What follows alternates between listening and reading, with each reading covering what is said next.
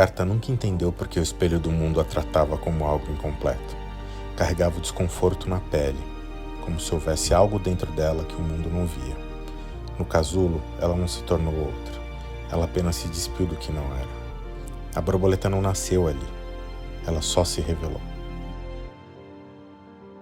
E com essa metáfora, a gente apresenta esse episódio novo, que é um episódio muito especial. Muito especial. Porque, mais uma vez, a gente está convidando uma pessoa muito querida, uma amiga nossa.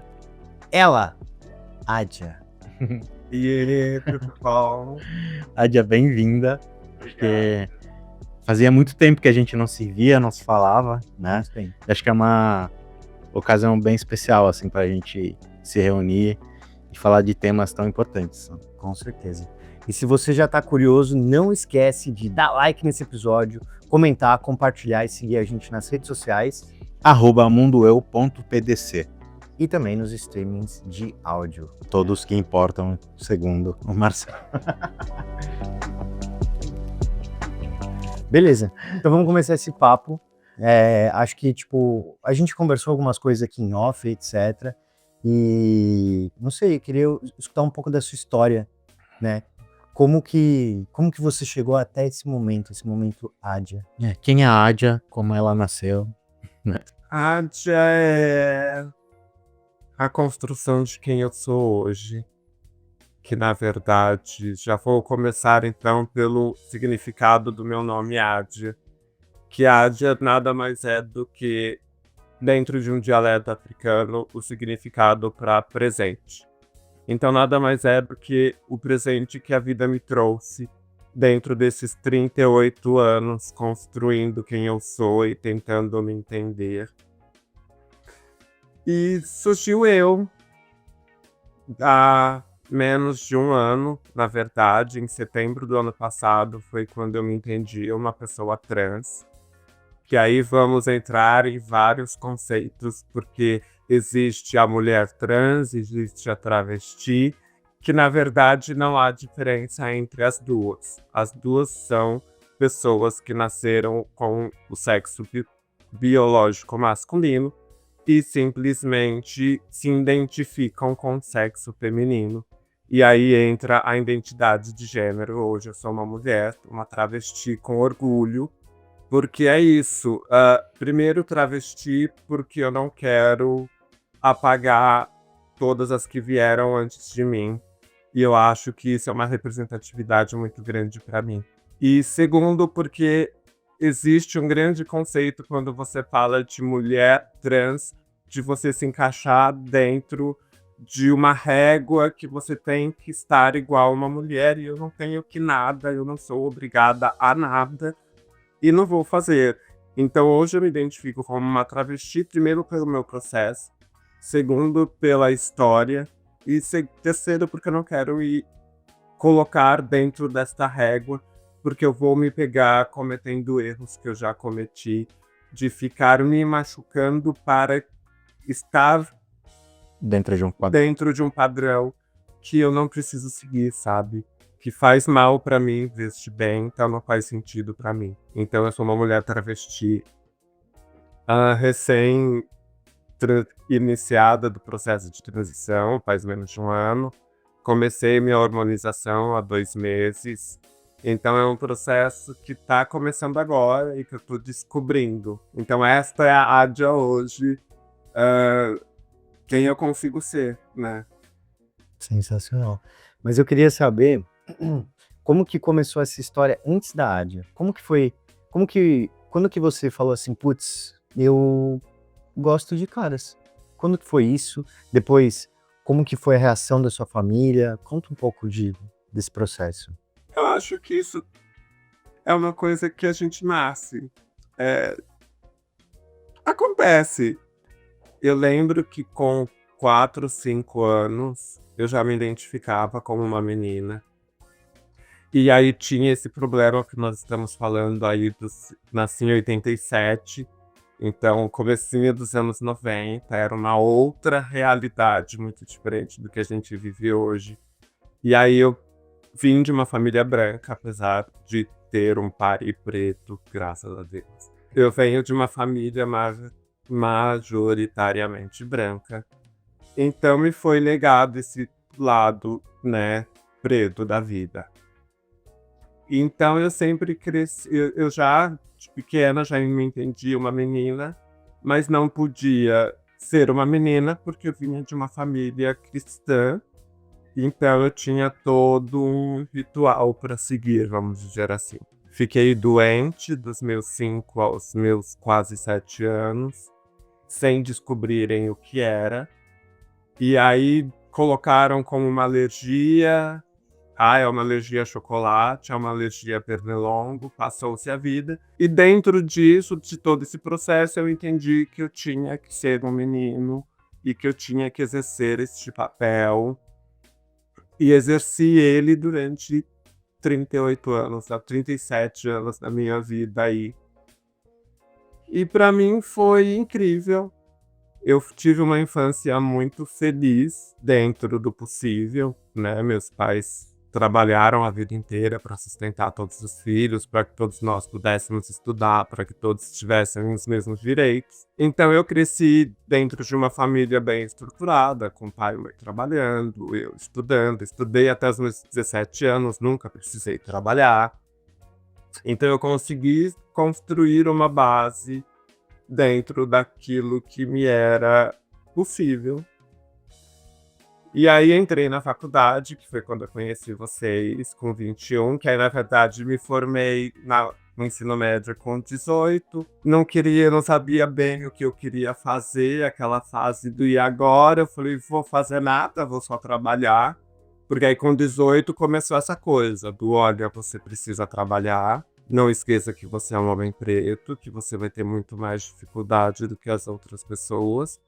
E isso realmente aconteceu lá no começo.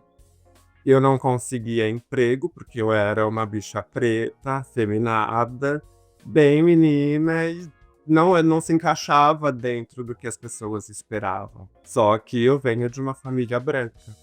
Então, o meu primeiro emprego foi dado praticamente pelo meu irmão, que era supervisor, e conseguiu me colocar para trabalhar. E foi quando eu consegui mostrar que, além de ser uma bicha preta, eu era uma pessoa boa no que eu fazia. Seja lá o que fosse, porque eu ainda não sabia fazer nada, mas eu ia me esforçar e ia conseguir entregar, e foi o que aconteceu. Aí comecei a trabalhar, consegui emprego, vamos fazer faculdade agora, com 21. Me formei com 25 e fui para o mercado de trabalho. Foi desafiador, vamos dizer assim, porque o mercado é cruel, ainda mais quando você é uma bicha preta. Eu era uma bicha preta, eu usava dreads, eu tinha todo um contexto muito diferente do padrão esperado dentro do mercado. Mas eu tinha esse direito porque eu mostrava o quanto eu era boa no que eu fazia. Então eu tinha essa liberdade de ser quem eu era. Mas você pagava o preço. Mas eu pagava o preço, exatamente. E foram preços bem altos, que foi quando eu decidi sair da área e desistir de tudo. Eu achei que marketing não era para mim. Porque eu paguei o preço. E não foi barato. Mas enfim, consegui sobreviver. Fui para a área de atendimento, porque era onde as pessoas como eu eram aceitas. E construí uma carreira linda lá dentro. Linda. Até chegar onde eu tô hoje, na empresa que me ajudou a chegar aqui. E aí entendi que, nossa, peraí, ainda tem espaço para mim. Porque pessoas ainda acreditavam no que eu dizia, sabe? E dentro da empresa onde eu tô hoje, que eu entrei dentro da área de atendimento, que era o que eu sabia fazer, no que eu era boa, porque eu sou comunicadora também, né? Afinal de contas, somos da área de marketing. E sempre fiz isso com muita excelência, graças a Deus. E lá dentro eu comecei a ter voz. E comecei a mostrar do que eu era capaz. E aí, quando abriu uma vaga dentro da minha área, falaram, olha, é formada, tá aí, já tá dentro da empresa, por que não? Vamos chamar. Mas isso porque eu também já tinha dado um show dentro uma das nossas reuniões, que o nosso CEO tinha o costume de fazer uma reunião toda sexta-feira para falar com toda a empresa. E realmente era um papo aberto, assim, sabe? Era uma coisa, vamos conversar. E ele fala muito sobre meritocracia e sobre o quanto você tem que correr atrás para você atingir os seus objetivos. Aí eu levantei a mão e falei, posso? Só um pontinho aqui? Acho lindo você falar de meritocracia quando as pessoas não pegam o ônibus cheio para vir trabalhar. Eu acho lindo você falar que a gente tem que ir atrás de estudar, só que eu sou formada. Eu tenho uma profissão. Eu tenho anos de experiência na minha área. E aqui nunca viram isso. Eu nunca sei as vagas que estão abertas aqui, porque quem olha para mim? Ninguém olha para a bicha preta que está no atendimento. A gente não é vista, a gente não é ouvida. Então é muito fácil falar sobre o quanto a gente precisa correr atrás. Eu corro atrás todos os dias. E ninguém me vê. Eu sou simplesmente invisível. E foi aí que a menina do comercial falou assim, nós temos uma vaga aberta, vamos trazer ela pra cá, porque faz todo sentido. Ela tá aqui, e aí essa movimentação aconteceu e eu voltei pra minha área.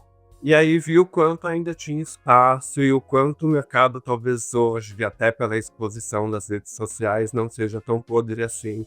Porque hoje eu posso apontar o dedo e falar, oi, você me assediou. Sabe? E é isso, hoje eu tenho voz. Hoje eu posso falar.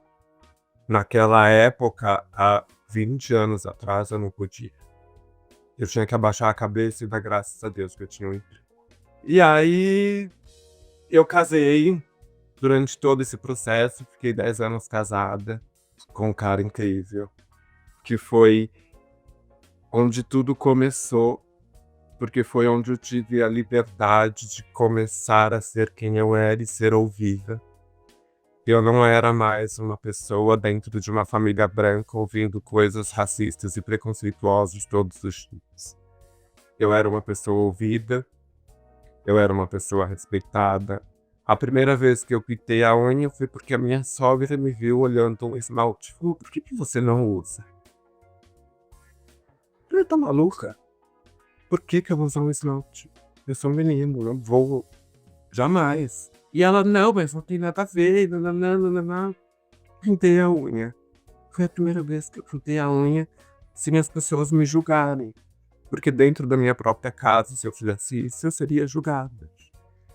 Eu seria apontada, porque eu era de uma família cristã. E esse tipo de conduta não cabe para uma família cristã. E aí, foi dentro desse relacionamento que eu comecei a entender que, opa, pera lá. As coisas não são assim. Pode ser melhor. E a primeira vez que eu usei uma saia foi porque meu marido me deu de presente. Porque ele viu que eu achava bonito. E ele, por que você não usa? Tá tudo bem você usar uma saia. E foi quando tudo começou a fazer sentido. Nisso eu já fazia terapia. Na verdade, já fazia terapia, não. Depois de 4 anos, 3 anos namorando, eu comecei a fazer terapia porque pra mim era um problema. Eu tinha 27, meu namorado tinha 19. Ele tinha a idade do meu sobrinho. Ele tinha estudado com meu sobrinho. Pra mim era uma criança. Eu via um menino de 19 e achava uma criança porque eu tinha 27. Pra mim isso era um problema muito grande. E aí fui pra terapia. E foram 5 anos até eu chegar um dia e todas as chavinhas de todo esse processo, desses 38 anos, de tudo que eu passei, de todos os abusos e de todos os assédios, hoje pra mim faz sentido. Que eu paguei no preço. E me encaixei dentro do que eles queriam, enquanto eu pude, e enquanto eu não tinha um lugar seguro pra ir. Com toda essa construção com meu marido, com a terapia e com conquista da nossa casa, foi o momento que eu falei, opa, agora eu posso. Porque agora a casa é minha. Agora quem manda sou eu. E agora, vamos lá. E aí eu comecei a entender que não, pera lá, eu posso sim. Não é fácil. Eu sou olhada todos os dias. Eu entro dentro de um ônibus, eu sou julgada todos os dias. Não todos os dias, porque graças a Deus eu vou 2 vezes pro escritório. Então, mas nesses 2 dias, a hora que eu entro dentro de um ônibus, eu chamo atenção. E lá no começo, eu fazia barba todo dia. Meu rosto vivia machucado. Eu acordava 2 horas antes pra me maquiar, pro chuchu não aparecer. E depois eu entendi que eu não preciso, sabe? É um processo e eu tenho que curtir. Agora é o meu momento. Eu tô fazendo isso por mim, não é mais pelos outros. É isso. A partir da hora que eu entendi que era por mim, não mais pelos outros. Antes era pelos outros. Eu precisava fazer um espetáculo. Inclusive, eu sempre falava isso muito na terapia. O quanto eu me sentia uma fraude. Eu tinha muitos problemas de relacionamento interpessoal, porque eu sempre achei que as pessoas uma hora iam entender que eu era uma fraude, que tudo aquilo era uma mentira. E eu não entendia porque aquilo era uma mentira. E toda vez eu me perguntava, mas por que eu me sinto uma fraude? Eu sou uma pessoa boa, eu nunca fiz mal a ninguém. Eu sempre respeitei os outros. Por quê? E eu era uma fraude. Até eu entender que realmente eu era uma fraude. Era toda uma enganação. E aí foi trabalhar isso e depois entender que não era mais pelos outros. Agora é um ato de resistência por mim. Hoje eu sou Lárdia porque eu tenho o direito de ser. É isso, gente. Essa sou eu. Eu Tentar seguir, né? eu tenho uma curiosidade pra falar, né?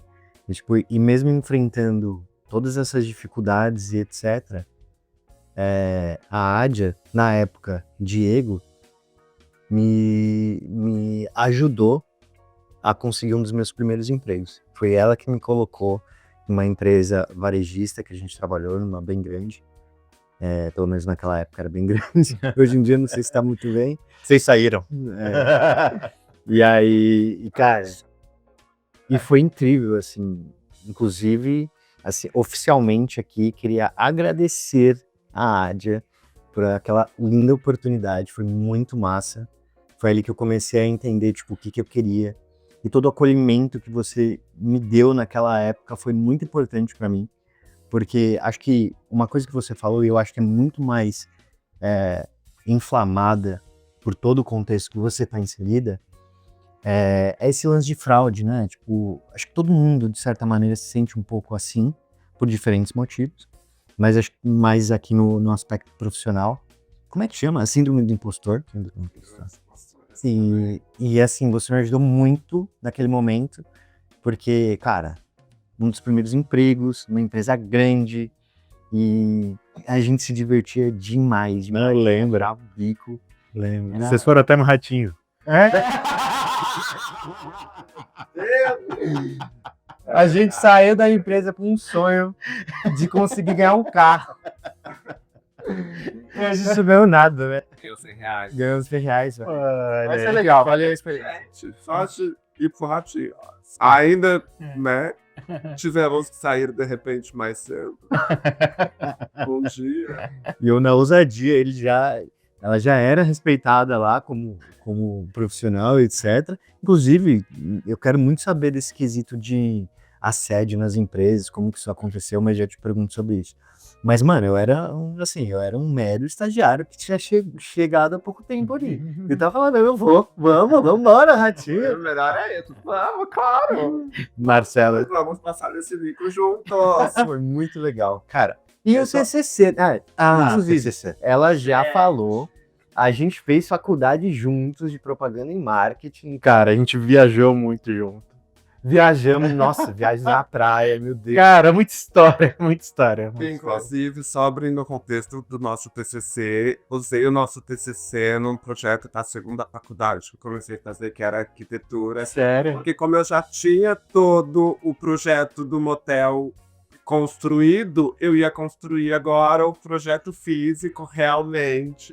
Que ia otimizando um projeto em outro. E foi legal. Inclusive, vou ver se eu acho pra mandar pra vocês os quartos. Foi maravilhoso. E usei nosso projeto. Dá o contexto pra galera do nosso TCC. Para, a gente não vai colocar as fotos aqui. Não, não, as fotos, não lembra das fotos que a gente fez? Ai, gente. Você era polícia, não era? Não, você era polícia, eu tava de professor. O que você era? Gente, não. Essa dos uniformes era pra outra coisa. Era pro carômetro. Era pro carômetro do projeto. Você não lembra disso? Que eu tive que ficar. O Du tava tipo masoquista, eu tive que ficar de 4 lá com ele com o pezinho na minha bunda. Você não lembra disso? Gente, não tem nude nessa parte da história. Essas fotos não estarão Não, essas disponíveis. Essa é só pra quem viveu. Mas, só pra gente voltar aqui um pouco pro papo, eu tava pensando em várias coisas, né? A gente tava. Vocês viram a metáfora que a gente fez no começo e tudo mais. E muito se fala de ser cada dia a melhor versão da gente mesmo, né? Inclusive a gente vê coaching, enfim. Pessoas com a vida ganha, tá, gente? Porque quem pega a ônibus todo dia de manhã, a realidade é outra. Levantar já é ser a melhor versão de você. Né? Exatamente, olha. E eu acho que, ao mesmo tempo que é uma frase, ou que é, na verdade, um conceito, um jeito de viver muito positivo, porque, de fato, viver por viver também, numa inércia, né, sem algum desafio, sem se desafiar em algum... Existir, né? Existir, exatamente. Existir e viver. Exatamente. Sem propósito, ou sem, né, mas sem algo que te motive, é foda também. Mas o quão hipócrita é isso, né? Porque a gente, por exemplo, eu sou um cara que de fato, eu quero ser melhor todo dia. Então eu endosso essa filosofia. Mas quão hipócrita não é quando a gente, para ser melhor todo dia, alguém tem que Fazer mais. Aí ser outra pessoa, até. E melhor. A gente exige do outro uma melhora diária, mas a gente não permite que o outro seja ele mesmo. E o quão uma mulher que passou por tudo isso que você passou não luta para ser melhor, e quando tem o direito, quando conquista o direito, quando se enxerga melhor, se enxerga quem o quão isso não é tão mais, assim, ou meramente difícil do que para mim, do que para você, né? Então, existe... A filosofia é maravilhosa, mas existe, por quem fala geralmente isso, uma hipocrisia de um tamanho. Então, porque até a gente sempre parte do princípio, assim, de escalas de dificuldade. Tem até um jogo do South Park, aquele desenho lá, acho que é americano, sei lá, que eles têm um jogo e o nível de dificuldade que você escolhe é pelo tom da sua pele. Então, assim, o jogo no modo fácil é o branco, sabe? Então, tipo assim, pegando essa ponte aí que o Alisson criou, é tipo assim, cara, para um homem branco é muito mais fácil do que para uma mulher branca. E que é talvez mais fácil da mulher branca do que para um homem preto. Do que é mais difícil ainda para uma mulher negra. Imagina, então, para uma mulher trans. Esses dias a gente tava falando com uma amiga justamente isso. Tipo, naquele papo, nossa escala de nível mais difícil era uma mulher preta, pobre, periférica. Não. Não é. Não é. Não é. E é isso, gente. Eu tive o privilégio de, apesar de todas as aspas, conseguir ter toda uma educação, construir uma carreira, porque a minha primeira oportunidade foi dada por uma pessoa branca da minha família. Mas se você pegar outros recortes de pessoas como eu, a crueldade é muito maior. E a maioria delas normalmente transicionam muito mais cedo, porque se entendem e acabam enfrentando o mundo e vão parar na prostituição, vão vender seus corpos, porque é onde lhe cabe e ela não vai ter tempo de estudar. Ela não tem tempo, ela não vai ter onde ter tempo, é oportunidade, ela não tem o que comer, às vezes. Se não, e Quem dirá, às vezes é isso, assim. Vamos supor, eu tenho onde dormir. Então use o tempo que você tem onde dormir para estudar, mas ela não tem onde. Às vezes ela tem o máximo um celularzinho velho lá para conseguir sobreviver e se comunicar. Como é que a pessoa vai dedicar tempo a ser melhor? Não dá para ser melhor. E eu acho que pra mim foi isso. Primeiro eu parei com essa coisa de eu tenho que ser melhor a cada dia. Apesar que ainda faço muito isso. E aí vem tudo que eu já fiz pra ser melhor, mas aí o que eu comecei a construir pra mim, Alisson? Eu vou ser melhor pra mim. Por mim. Eu fiz um curso de marcenaria porque eu tinha comprado a minha casa e construir e comprar móveis planejados é muito, muito caro. Uma mulher preta, travesti, que graças a Deus tem um emprego, não pode se dar o luxo de comprar móveis planejados tão caros. Eu fiz um curso de marcenaria para eu construir os meus móveis. Eu queria portas de ferro belíssimas na minha casa. Quando eu fui orçar, uma fortuna. Eu fiz um curso de serralheria, fui lá, aluguei um espaço e eu construí as minhas portas. Eu fiz pra mim. É conhecimento meu. Se um dia o mercado olhar pra mim e falar assim, agora você é uma travesti, você não tem mais espaço aqui, eu preciso descobrir da onde eu vou tirar dinheiro pra conseguir me manter viva. Então hoje eu construo essa coisa de vou ser cada dia melhor, mas eu faço isso pra mim, por mim.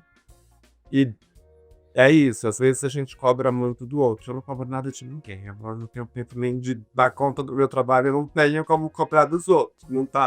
Não cabe na minha agenda hoje. Então eu tô levando a vida muito mais leve. Porque eu acho que é isso, a partir da hora que você entende que você precisa pôr comida na mesa e que, é lindo e maravilhoso, vamos viver positivamente. Para uma mulher preta travesti, eu não tenho esse privilégio. Eu tenho que pôr comida na mesa, tenho que garantir a conta da minha casa, porque senão eu posso ser colocada para fora e o banco vender ela, e aí eu vou para baixo da ponte. Teria muita coisa para fazer para ser melhor. Não dá para ser melhor agora. E é isso. Eu tô sendo melhor para quem? Porque quando eu saio na rua, eu sou apontada. Eu vejo as pessoas falarem que o viado tentando ser mulher. Eu escuto coisas absurdas o tempo inteiro. Aí você pensa, eu vou ser melhor pra quem? Eu sou melhor pra mim, eu sou melhor pros menos, com quem tá comigo.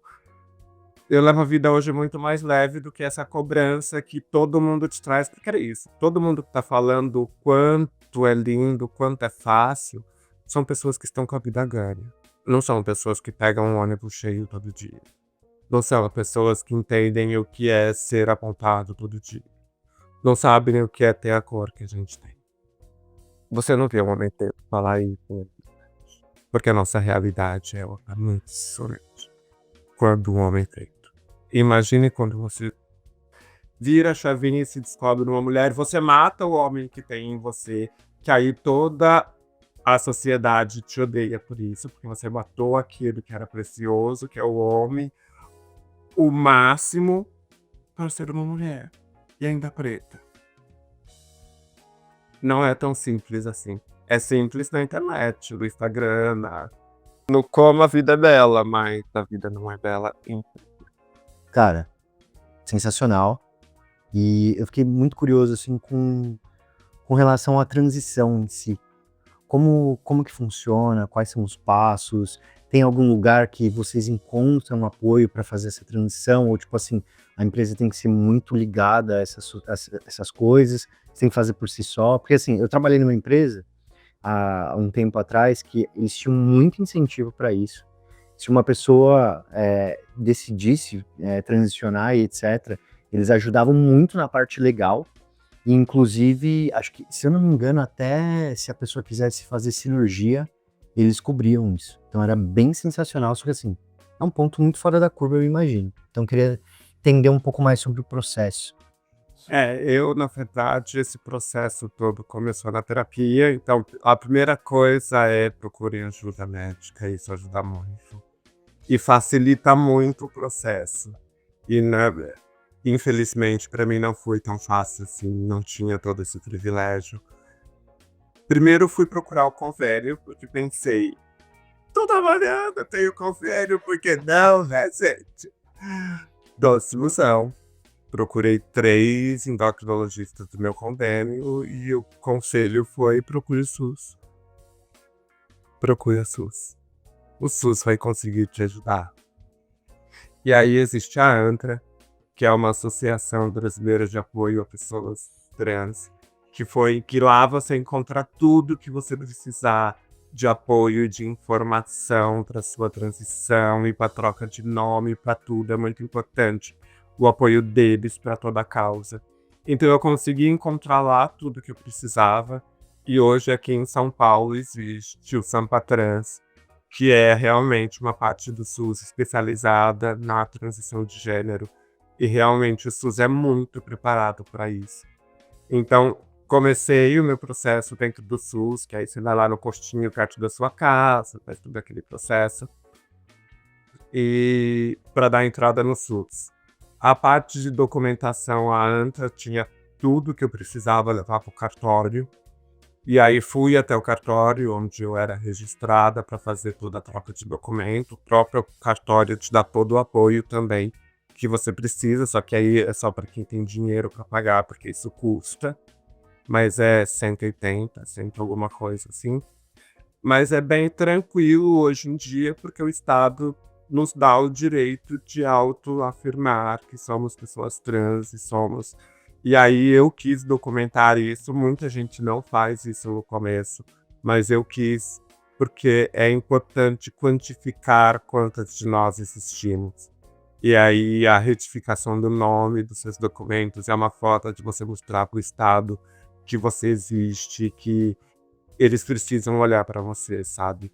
Então é uma coisa que eu fiz logo no começo, mas as pessoas nem sempre fazem.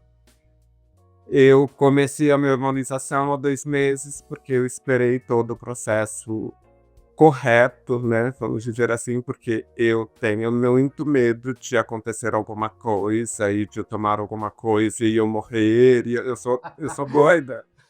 E aí eu fui, fiz todos os exames, tudo, e aí quando a médica receitou, eu fui lá e comecei a tomar. Muita gente começa a fazer isso antes, porque é o mesmo hormônio e o mesmo bloqueador de testosterona para todo mundo, não muda. Só que você não sabe como tá o seu corpo, como tá as suas taxas hormonais para você sair fazendo a coisa. Então eu tive todo esse processo, mas foi todo fora da empresa. Na empresa eu só cheguei também comunicar oficialmente, mudar todos os meus e-mails e tudo, quando eu levei os meus documentos. Mas antes eu já tinha informado e eu já era tratada como ADIA e foi bem tranquilo lá dentro desse processo, que inclusive foi um dos facilitadores para minha transição também, estar dentro de uma empresa que era seguro para mim transicionar. Que legal. Cara, eu nem sei o que perguntar. Essa é a verdade, assim. Eu acho que eu ficaria escutando, assim. Porque Aulas, tá? aulas cria. É muito diferente do que a gente vive ou tem contato. A gente tem uma referência de quem era a Rádia, que a gente conheceu. Mas ao mesmo tempo, que bom que a gente tá conhecendo a Ádia de agora. Dá pra ver no seu olhar, dá pra ver na sua fala, dá pra ver na sua postura que acho que você tá feliz acima de tudo. Acho que a gente não tá dizendo que é fácil, que não estamos romantizando o negócio. E acho que você traz uma visão importante pra isso. Mas essa leveza é o que talvez a gente tente buscar a vida inteira, né? E eu acho que até isso, sabe? Não é romantizar. E não é mesmo, não é fácil, não é algo tranquilo. Mas é isso. é tão gratificante pra mim que não é romantizar, é realmente maravilhoso ser quem eu sou e saber que eu posso ser por mim, sabe? Não mais porque as pessoas estão esperando e porque as pessoas querem. Hoje as pessoas já não esperam mais nada de mim. É exatamente isso. Hoje as pessoas não esperam absolutamente mais nada de mim. Porque hoje eu sou uma mulher preta, trans, travesti, e eu já não sou mais vista dentro da sociedade. Então hoje eu consigo existir de uma forma muito mais leve, talvez, em muitas aspas, mas porque eu tenho muitos privilégios, como eu trabalho 3 vezes da semana dentro da minha casa, eu não tenho que lidar com pessoas todos os dias, eu tenho um lugar seguro para passar a noite e saber que no outro dia eu tenho um emprego formal, CLT, que eu consigo ir para feiras e representar uma empresa sendo uma mulher preta, travesti, que não é algo que você vê dentro do mercado. Em quantas empresas vocês trabalharam até hoje que teve uma pessoa travesti? Olha, no meu caso, uma só. No meu caso, uma também. Na área operacional.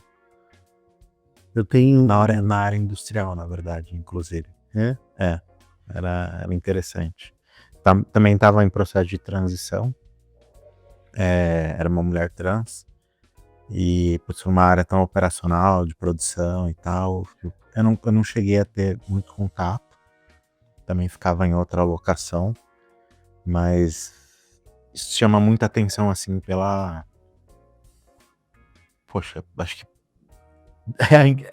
a gente tá falando a gente, né, tem uma bolha que é o marketing que talvez aceite com mais tranquilidade. Quando a gente vai para uma área de produção industrial, fabril, imagina o quão difícil não é, mas eu me lembro dela ser bastante respeitada pelos colegas de trabalho, assim.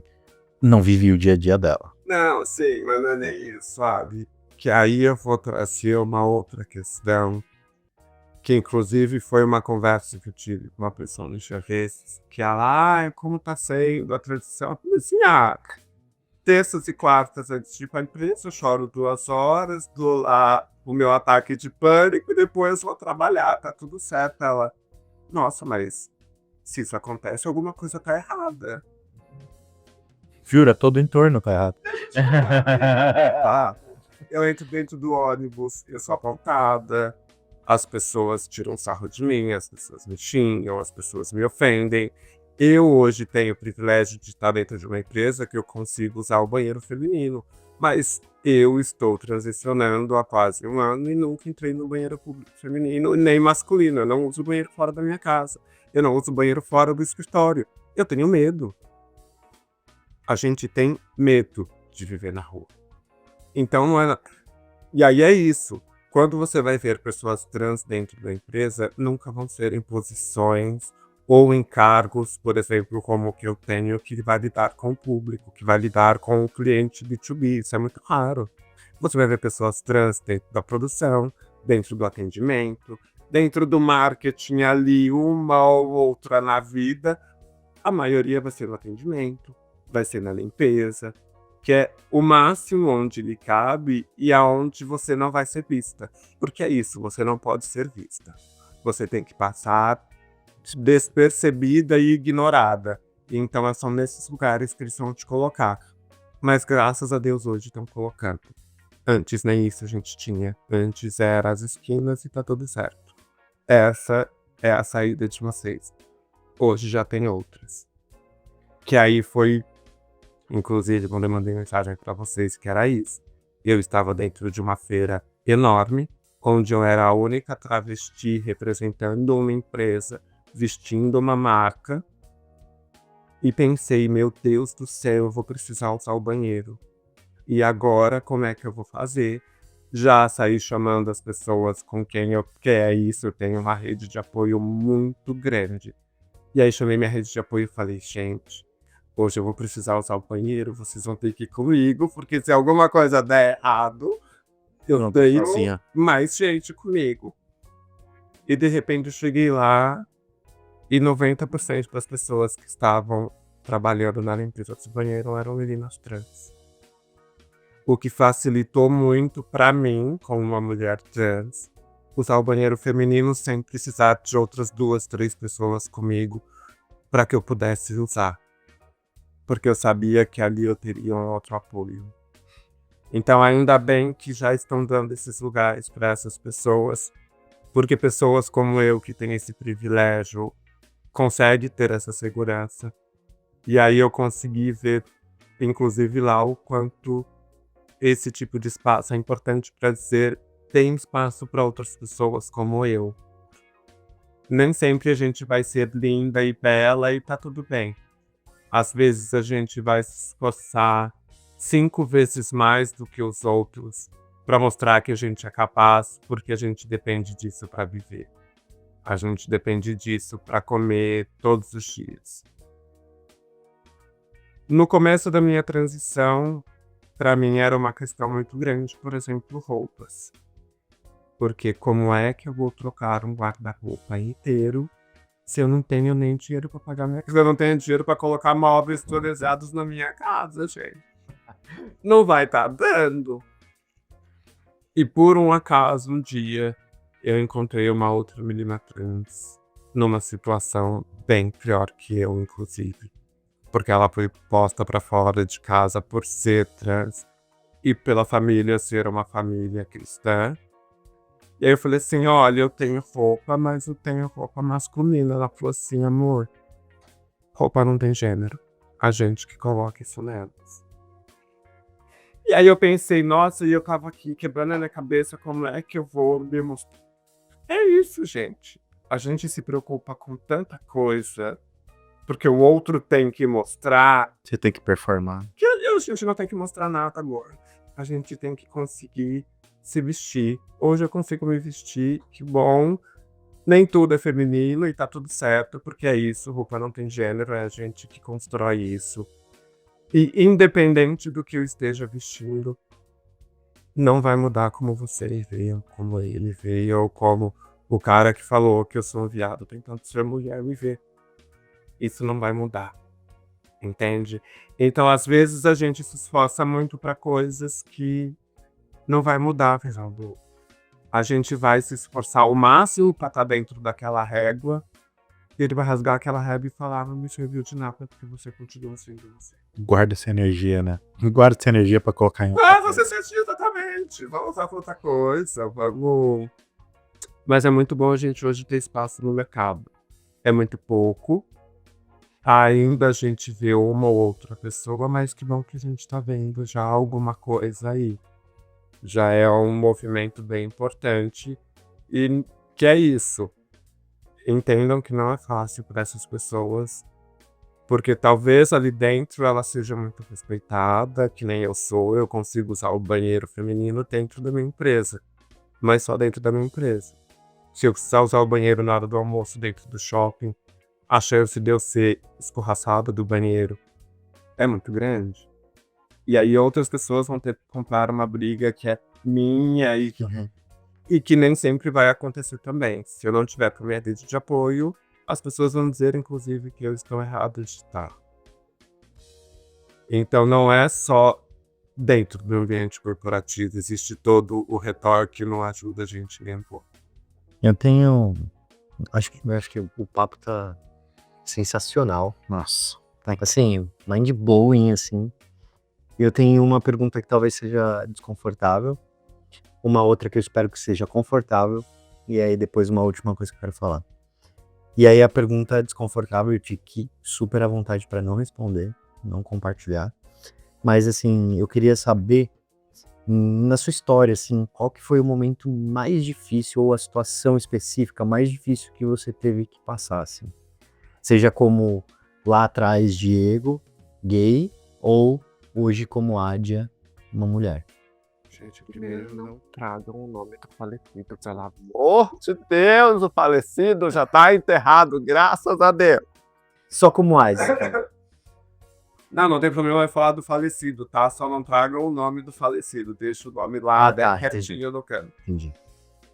Com áudio, na verdade, é viver, né, gente? Todos os dias é um desafio, comprar pão é um desafio, porque você vai ser desrespeitado o tempo todo, e é isso. Desculpa te interromper, mas só uma dúvida. Você já teve que passar por alguma situação onde a agressão não foi só em palavras, ela partiu assim quase para uma agressão física? Uma coisa... Jamais, acho que as pessoas não se atreveriam, Marcelo. E tá aí. Para um doido é sempre bom ter um doido e meio. E eu acho que as pessoas já veem na minha cara que eu sou a pessoa mais normal do mundo, então eu nunca... Inclusive, é bem isso. Além de xingamentos bem distantes, assim, pra mim, a pessoa nunca dirigiram nada. Nunca fui desrespeitada a esse ponto. A não ser de ser tratada no masculino, mesmo me apresentando no feminino, que isso é uma coisa normal. E que é uma coisa, por exemplo, que hoje em dia eu não corrijo mais. Não perco, não gasto minha energia. Não vai fazer diferença. Se você não convive comigo, se você não é meu amigo, se você não trabalha comigo... Eu sei que se for, né? pensa. Justo. Não. Eu acho que as pessoas também se escondem através dessas atitudes covardes, porque de fato elas também não têm coragem de partir, entendeu? A internet é isso, e aí quando você coloca isso pra fora verbalmente, nunca é também olhando na tua cara, que nem você falou, é sempre depois que você passa. Exatamente. Você escuta de longe, você não vê, mas é isso, porque... Um burburinho velado. Com cara de louca, então as pessoas já não... Mas você vê muitas vezes isso acontecer, mas também é isso.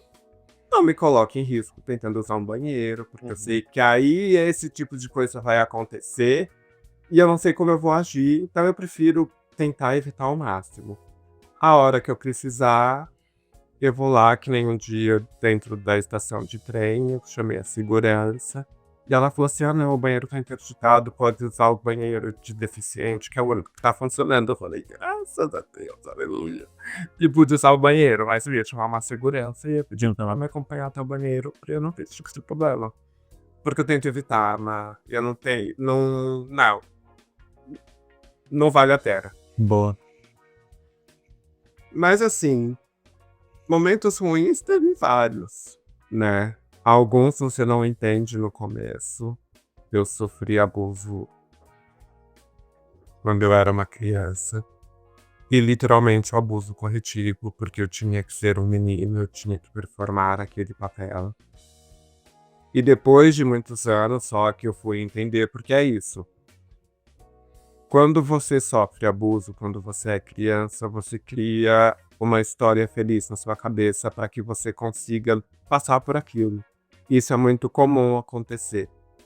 E eu construí histórias lindas na minha cabeça que eu contava pro meu marido. E aí quando a gente estava conversando em família, minha mãe, mas isso nunca aconteceu. Não, mas essa parede não existia em casa, nunca teve. E eu comecei a desconstruir várias dessas histórias. E aí minha mãe me colocando dentro daquele contexto, daquela época, e eu consegui construir em terapia tudo o que aconteceu. Eu entendi que eu sofri abuso, eu entendi que era o abuso corretivo, e foi por isso, inclusive, que eu performei muito bem um papel sendo um menino e não entendendo por que eu era uma fraude.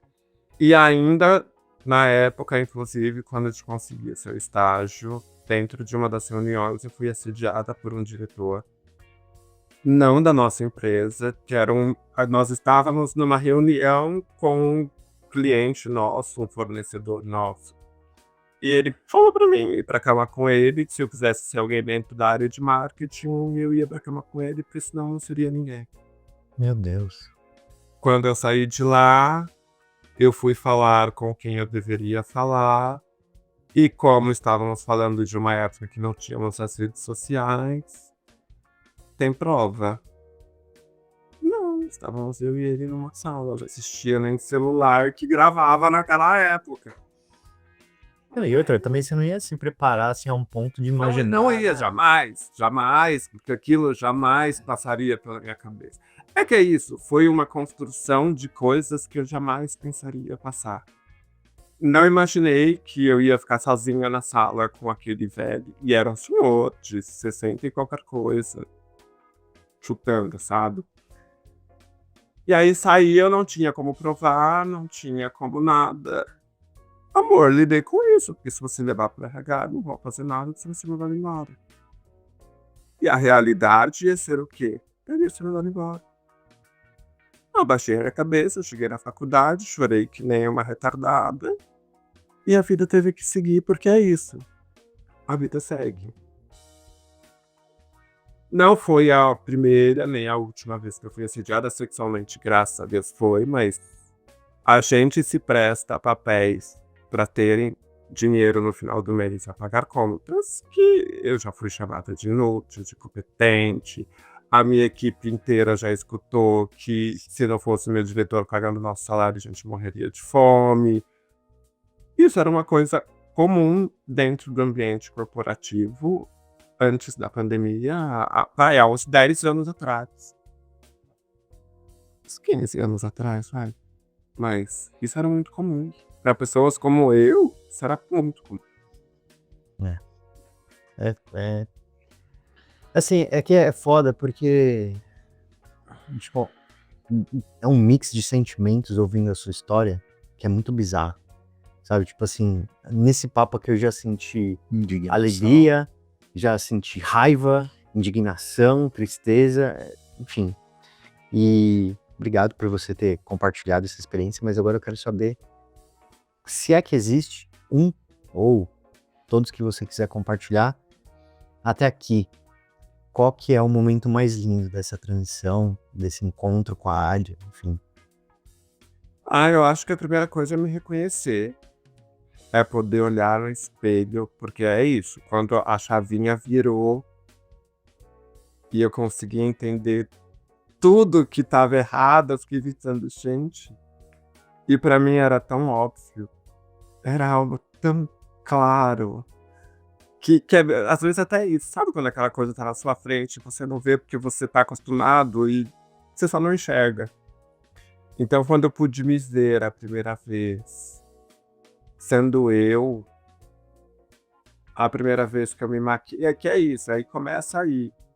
A primeira vez que eu me maquiei, é a primeira vez. São muitas primeiras vezes.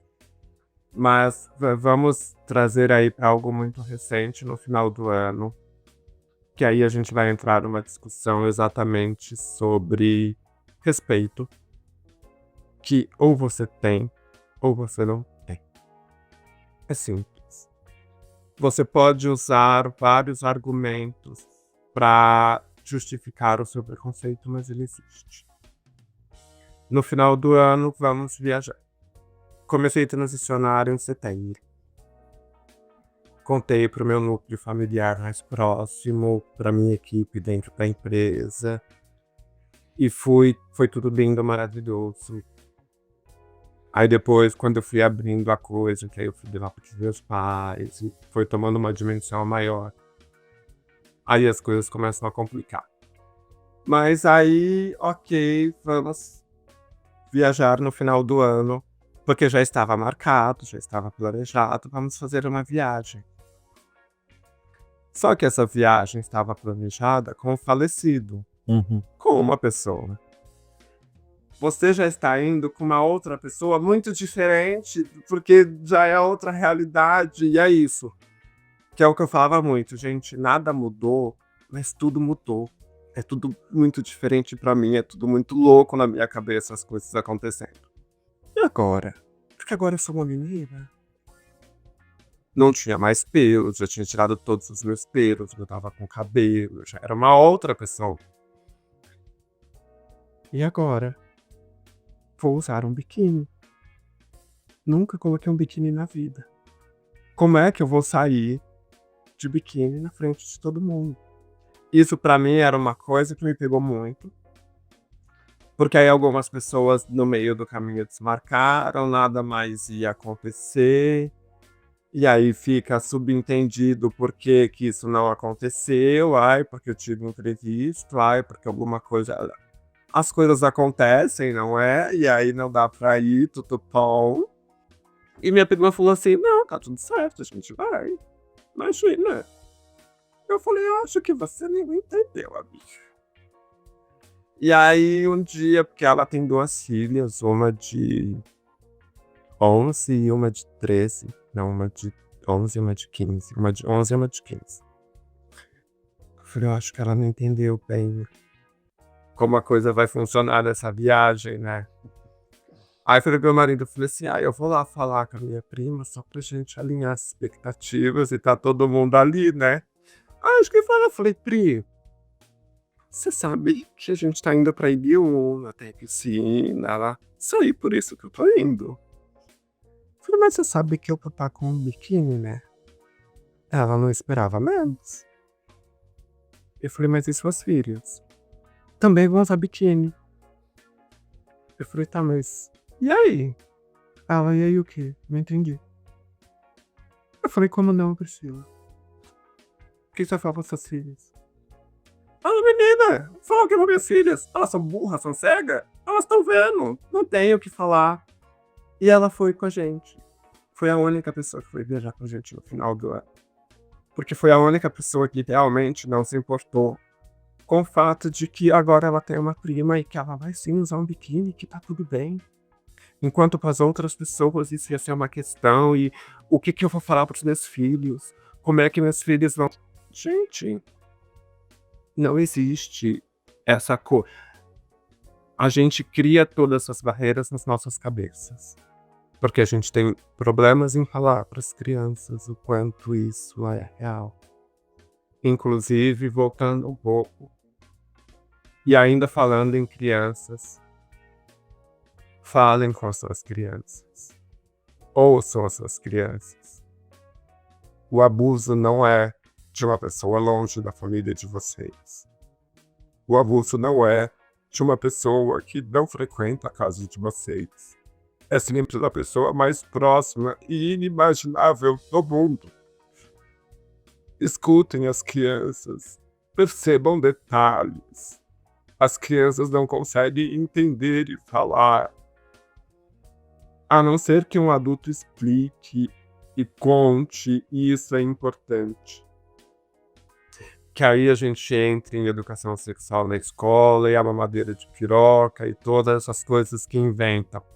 Mas é porque a sociedade cristã é a que mais abusa de crianças dentro de casa. Percebam detalhes. São coisas tão pequenas e é isso.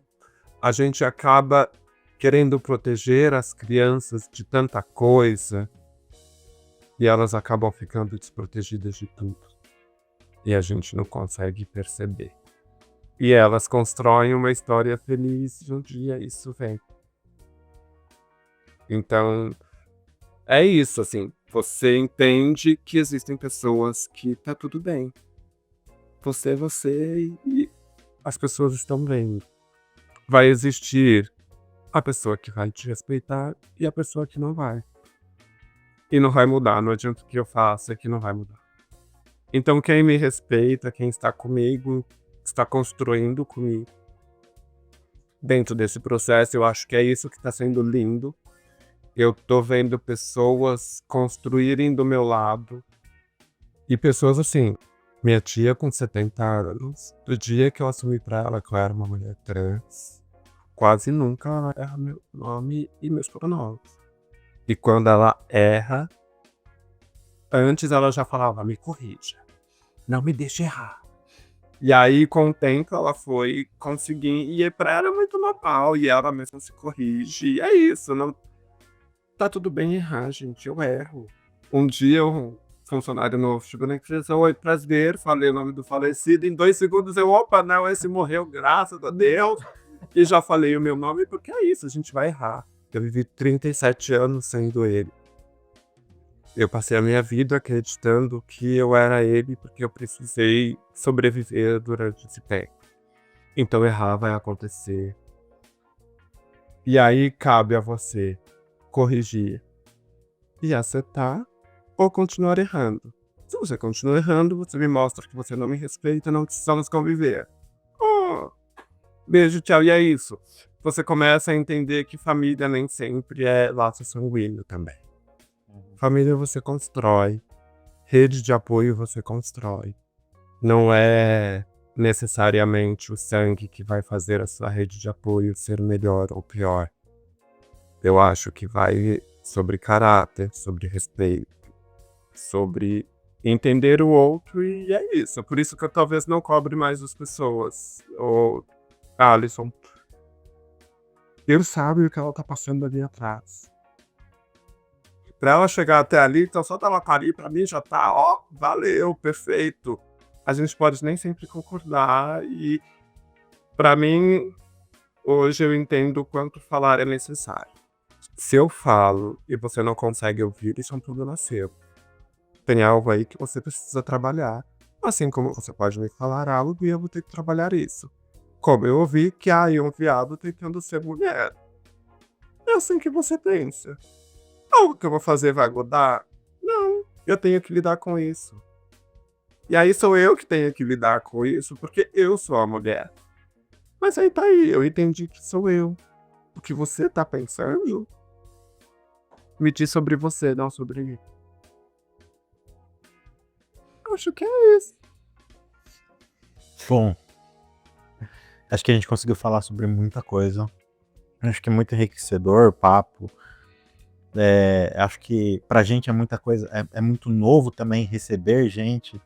Então, em momento nenhum também deu vontade de interromper para colocar qualquer ideia. Então, que bom que você falou, que bom que você colocou para fora, que bom que você partilhou um pouco da sua vivência, porque eu não tenho dúvida de que, de algum jeito, isso atende ao propósito também do Mundo Eu, que é, de fato, ter um papo de amigo para amigo, que é isso que a gente é.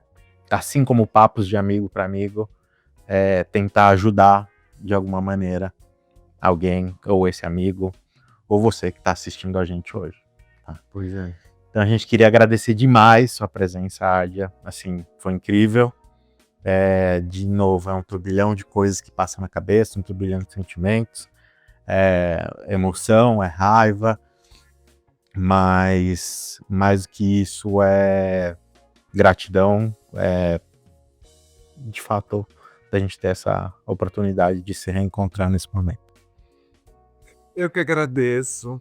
Eu acho que essa é a primeira vez, inclusive, que eu apareço sendo Nádia de verdade, né? Assim, pra todo mundo. E é a primeira vez fora do meu mundinho trans que eu falo sobre coisas como assédio e que são importantes, sabe? E que só quem era muito próximo ouvia. E é bom saber que agora outras pessoas vão ouvir, porque são coisas importantes. E que é sobre respeito, gente. É sobre entender o outro e respeitar o outro como ele é. Que é isso, às vezes é muito simples, mas o óbvio às vezes precisa ser dito. E que bom que a gente disse aqui, que a gente trouxe aqui. Então, muito obrigada. Foi lindo. Gente, seguinte, uma coisa que eu queria ter dito no começo do episódio, mas eu acabei esquecendo porque, cara, a gente tava muito animado por esse papo. Mas pega ali, Ali. Pega ali. Esse daqui, esse mimo foi um grande presente ali do Camadaria. A gente vai deixar o Instagram deles aqui. Eles fizeram essa arte maravilhosa, nosso logo que a gente ama tanto. 3D. Em 3D, olha que coisa maravilhosa. Cara, não, o Qualidade. acabamento fodido. E eles mandaram esse presentinho pra gente, sigam eles nas redes sociais, inclusive vocês vão encontrar o time-lapse dessa arte sendo feita lá. E é isso, bora pros recadinhos finais, que são os de sempre. É Fala isso aí, galera. Aproveita que vocês estão aqui. Se vocês não curtiram esse papo até agora, na boa, velho. Se desinscreve do canal. Inscreve do canal. Porra. Não, aproveita que vocês estão aqui. Quem não tá inscrito, se inscreve, curte, compartilha, comenta aqui no episódio. É importante dizer, qualquer mensagem de ódio vai ser na hora apagada. O que a gente tá aqui na verdade, para bater esse papo, pra gente ampliar as fronteiras que a gente tem, pra gente ser melhor a cada dia. Especialmente pra gente. Então, cara, se tem merda pra falar, guarda pra ti. Ou deixa de seguir a gente não precisa de você. É isso. Se inscreve no nosso YouTube, que é esse daqui que você está assistindo. Comenta, compartilha, ativa o sininho para não perder nenhuma notificação. Segue a gente nas redes sociais, @mundoeu.pdc e também nos streamings de áudio, só os que importam. É isso, só os que importam. É isso, galera. Obrigado. Até o próximo episódio. Tchau, tchau. Valeu.